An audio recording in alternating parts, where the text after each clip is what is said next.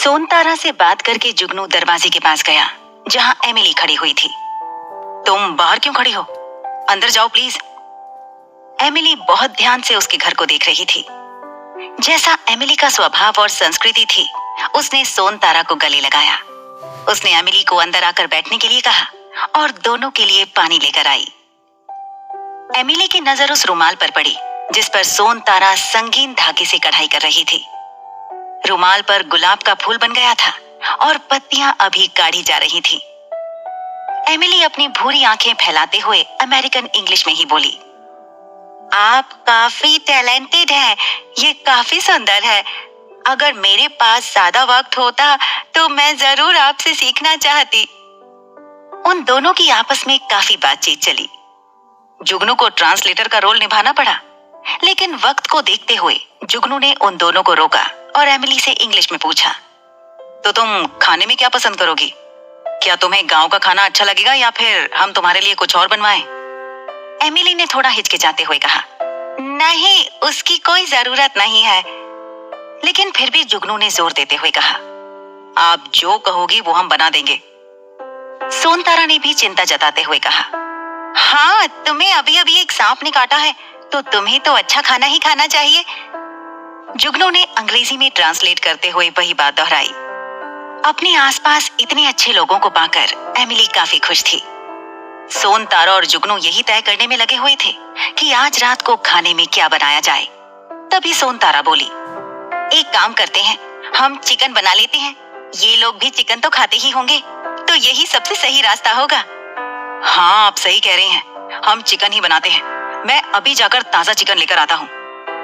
जब जुगनू बाजार जा रहा था तो एमिली ने उसे रोकते हुए कहा, तुम कहाँ जा रहे हो? उसने सामने वाली दुकान की तरफ इशारा करते हुए कहा, मैं वहां से चिकन लेने जा रहा हूँ। उसने साथ चलने की इच्छा जताई। जुगनू जानता था कि अगर वो उसे साथ लेकर गया तो गांव वाले और ज्यादा बातें बनाएंगे, लेकिन फिर भी उसने एमिली से साथ आने के लिए कह दिया। जब वो दोनों सामने वाली दुकान में चिकन लेने पहुंचे तो वहां कसाई ताजा ताजा मुर्गे काट रहा था। वो मदद के लिए चिल्ला रहे थे। ये देखकर एमिली थोड़ी सहम गई। उसने आंखें बंद कर ली और जुगनू का हाथ कस के पकड़ लिया।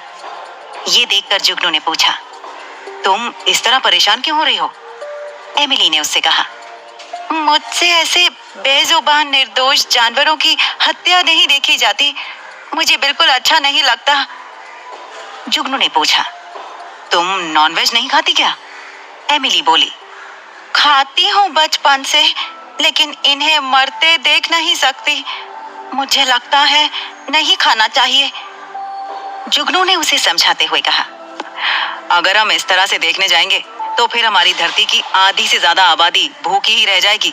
और वैसे भी अगर हम जानवरों की बात कर ही रहे हैं तो आज जिस सांप ने तुम्हें काटा वो भी तो एक जानवर था।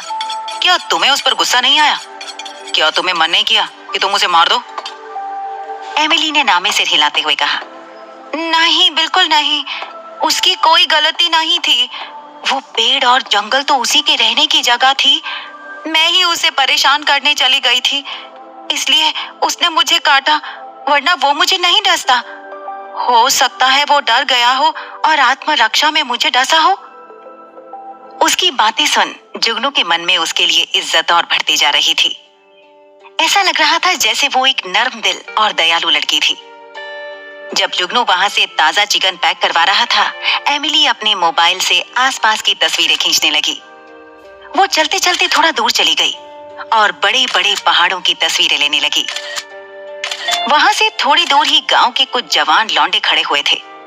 इस वक्त एमिली ने अपने वही छोटे कपड़े पहने हुए थे जिसमें उसकी लंबी टांगे, उसकी कमर, नाभि और उसके खुले कंधे दिख रहे थे। आते वक्त सोनतारा ने उसे शर्ट उतरवा के धोने के लिए ले ली थी और जुगनू को उसकी पुरानी धुली हुई शर्ट दे दी थी। एक ने एमिली को छेड़ते हुए कहा, अरे हमारे साथ भी एक दो फोटोएं खिंचवा ले, क्या पता आगे जाकर हमको याद करे। दूसरे ने कहा, अरे भाई, तू क्या भैंस के आगे बीन बजा रहा है? तू जो भी बोलेगा उसे कुछ समझ नहीं आएगा, फिरंगन है। तीसरे ने कहा, तेरे को किस जगह से भैंस दिख रही है? ये तो हिरनी है, हिरनी, और वो भी कमसिन हिरनी। ये तो अच्छी बात है कि इसको कुछ समझ नहीं आएगा। हम इसको कुछ भी कह सकते हैं। उस तीसरे आदमी ने एमिली के पास आते हुए कहा, वैसे अगर आप मुझे मौका दें तो मैं आपको ऐसी जन्नत की सैर कराऊंगा कि आप कभी भी मुझे भूल नहीं पाओगी। उन लौंडों की बातों के बीच तभी जुगनू आ गया और उसने एमिली और उनके बीच में पहाड़ की तरह खड़े होते हुए उस लड़के का हाथ पकड़कर कहा, वैसे मैं भी तुम्हें जहन्नुम की सैर तो करवा ही सकता हूँ, कहो तो ले चलो। गांव का कोई भी ऐसा आदमी नहीं था जो आजकल जुगनू से झगड़ा मोल लेने की हिम्मत रखता हो। जब से जुगनू ने ठाकुर रतन और उसके दोस्तों को पीटा था, उसके बाद कोई भी उसके सामने खड़े रहने की ताकत नहीं जुटा पाया था। जुगनू के वहां आते ही वो सारे लौंडे तितर बितर होकर वहां से निकल गए। जुगनू ने एमिली को हिदायत देते हुए कहा, देखो, गांव में अकेले यहाँ वहां मत जाया करो, तुम्हारे लिए ये ठीक नहीं है। एमिली ने जुगनू से रिक्वेस्ट की, क्या मैं 2 मिनट यहाँ से कुछ तस्वीरें खींच सकती हूँ? जुगनू ने उसकी बात मानी और थोड़ी देर वहीं रुका। फिर दोनों वापस लौट आए। तब तक सोनतारा ने भी सारी तैयारी कर ली थी। जब वो अंदर खाना बना रही थी, जुगनू बाहर बैठा हुआ लकड़ियां काट रहा था और उसके सामने बिछी खटिया पर एमिली बैठी देख रही थी। तभी जुगनू ने देखा, आंगन के पार पेड़ के पीछे कुछ जवान लड़के छुपे हुए थे और वो एमिली को देख रहे थे। जब से वो जुगनू के साथ गांव वापस आई थी, तब से ये लड़के उसके पीछे पड़े हुए थे। जुगनू उन्हें सबक सिखाने जा ही रहा था कि तभी एमिली बोली, तुम कहाँ जा रहे हो? मैं आता हूँ, तुम भाभी की मदद करो। इतना कहकर वो वहां से चला गया और उन लौंडों के सामने जाकर खड़ा हो गया। वो इतने गुस्से में था कि अपनी आस्तीनों को ऊपर करते हुए बोला, आज तो तुम लोगों की खैर नहीं। इन लौंडों में से एक गांव के साहूकार का भतीजा बॉबी था। साहूकार से गांव के कई लोग कर्ज लेते थे। जुगनू ने उसे देखते हुए कहा, तुम्हारी दिक्कत क्या है बॉबी? क्यों बार बार यहाँ पर आ जा रहे हो? उस लड़के ने बिना एमिली से नजरें हटाए कहा, अब सबकी किस्मत तुम्हारे जैसी थोड़ी है कि उन्हें ऐसी फिरंगी गोरी लड़कियों को अपने पीछे स्कूटी पर बैठाकर घुमाने का चांस मिले। हम तो बस दूर से खड़े होकर आंखें ही सेक सकते हैं कसम से। जुगनू ने बॉबी का कॉलर पकड़ लिया, तुम लोग सुधरोगे नहीं, है ना? बॉबी ने उसका हाथ गिरेबान से हटा दिया और फौरन जेब में हाथ डाल के कुछ पैसे निकाल लिए और गंदी हंसी हंसते हुए वो बोला, एक काम कर, तू ये बता कि तुझको कितने पैसे चाहिए? बस एक बार इस गोरी मैम को मेरे पास भेज दे, कसम से इसको ज्यादा कुछ नहीं करूंगा। मज्जे लेने के बाद वापस तेरे पास भेज दूंगा। तूने तो मज्जा कर लिया होगा, हमको भी अंग्रेजी पिक्चरों वाला मज्जा आ जाए कसम से। उस बॉबी की छिछोरी बातें सुन जुगनू का पारा चढ़ गया। उसने बॉबी को धक्का दिया और कस के 2 थप्पड़ लगा दिए। बॉबी गाल सहलाता हुआ वहां से भाग गया। जाते जाते उसने धमकी दी, तेरे को तो मैं देख लूंगा कसम से। इतना इतरारा है फिरंगन के साथ, ये तो चली जाएगी, तू गांव में ही रहेगा ना। उसे मार खाए देख के बाकी के लौंडे भी हवा हो गए। चिकन के आते ही सोनतारा ने झटपट खाना बना दिया और बाहर आंगन में ही खटिया पर सबके लिए खाने की थाली सजा दी। तीनों ने साथ में बैठकर खाना खाया। खाते वक्त एमिली इतना स्वाद लेकर अपनी उंगलियां चाट रही थी कि उसे देखकर कोई भी कह सकता था कि ये खाना उसे बहुत पसंद आया था। उसने सोनतारा की तारीफ करते हुए कहा, आप बहुत अच्छा खाना बनाती हैं। ये बिरयानी और रायता इतना स्वादिष्ट है कि मेरा पेट भर गया है, पर मेरा मन नहीं भर रहा। इस बार उसने अपनी बात इशारों से समझाई। खाना खाने के बाद एमिली ने बर्तन मांजने में सोनतारा की काफी मदद की और जुगनू ने जबरदस्ती आंगन बुहार दिया। तीनों आंगन में कुछ देर बैठे। आज पूरे चांद की रात थी और चांद की रोशनी पूरे गांव को जगमगा रही थी।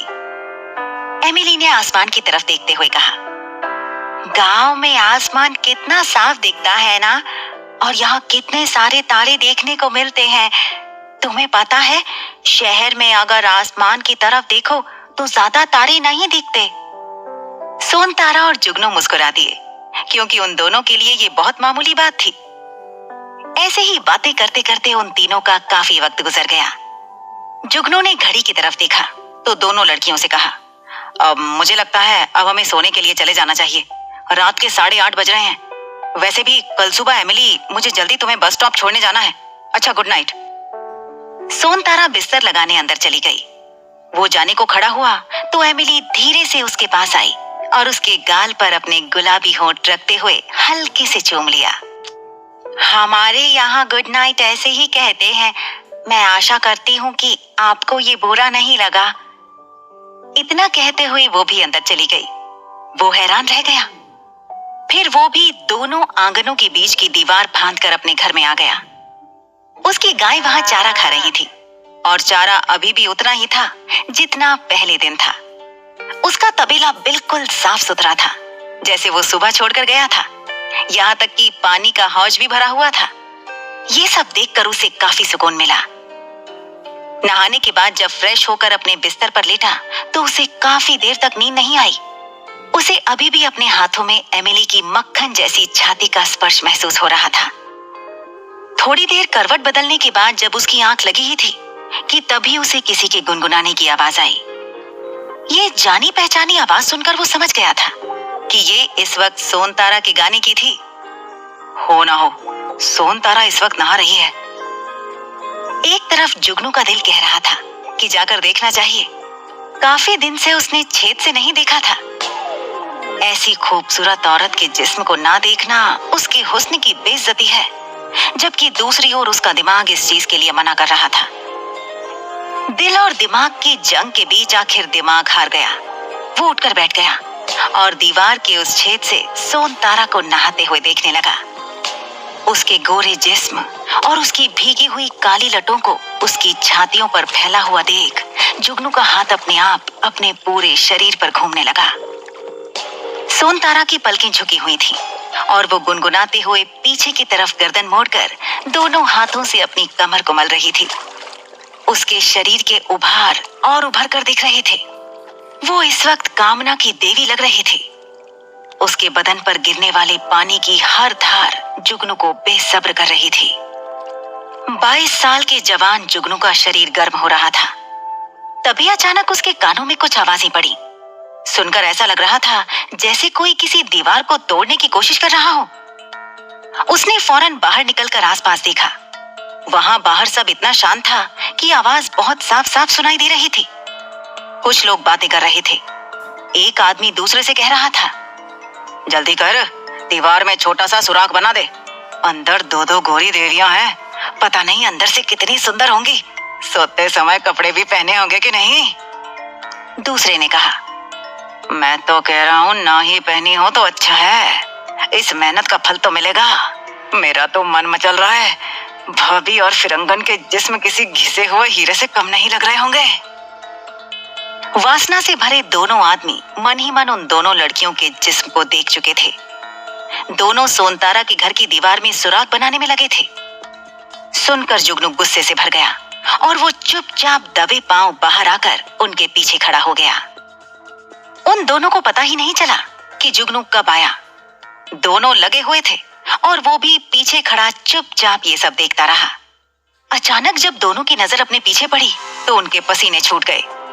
दोनों जानते थे कि इस वक्त उनके सामने कोई खतरनाक जानवर भी आ जाता तो बचने के आसार फिर भी ज्यादा थे, लेकिन जुगनू के आने के बाद बचकर निकलना बहुत नामुमकिन था।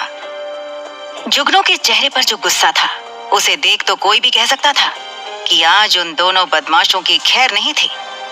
उसने एक के बाद एक दोनों को तमाचे मार मार कर जमीन पर लेटा दिया। लात और घूंसों की रफ्तार इतनी तेज थी कि दोनों की चीख निकल रही थी।